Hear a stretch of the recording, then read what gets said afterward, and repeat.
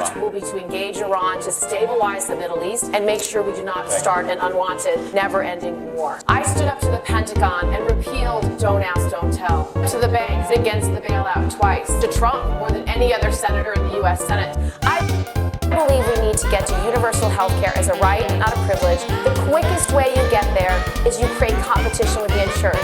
But they've never put people over their profits. And so what will happen is people will choose Medicare, you will transition, we will get to Medicare for all, and it's permanent. I would have a community-based treatment center where you're doing it within the communities, where asylum seekers are given lawyers, where there's real immigration judges, not employees of the Attorney General, but appointed for life.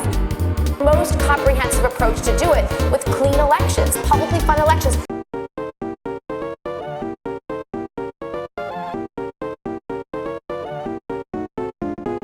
Three things to know about me. First, I listen to people, and that's how I get things done. That is my focus. I have a track record of passing over 100 bills where I'm the lead Democrat, and that is because I listened and I acted.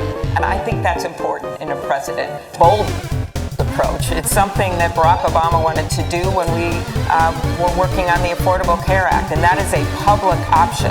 I am concerned about kicking half of America off of their health insurance in 4 years, which is exactly what this bill says. The president literally went on TV on Fox and said that people's heads would spin when they see how much he would bring down pharmaceutical prices.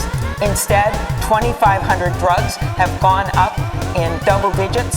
Instead, he gave $100 billion in giveaways to the pharma companies. It's what we call at home, all phone and no beer. 70 of our Fortune 500 companies are headed up by people that came from other countries. 25% of our U.S. Nobel laureates were born in other countries.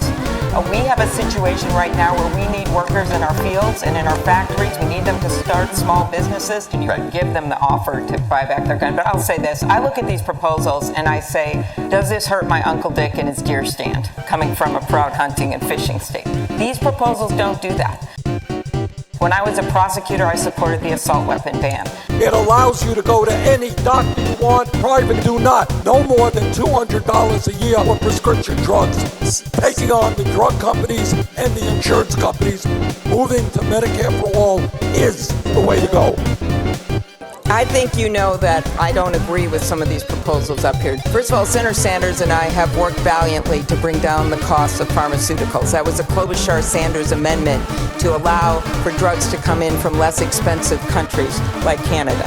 And while Bernie wrote the bill, I read the bill. It says that we will no longer have private insurance as we know it. And as a senator and as your president, I will make sure that we don't just do the First Step Act when it comes to criminal sentencing, that we move to the Second Step Act, which means let's reduce those sentences for nonviolent offenders and let's get them jobs and let them vote when they get out of prison.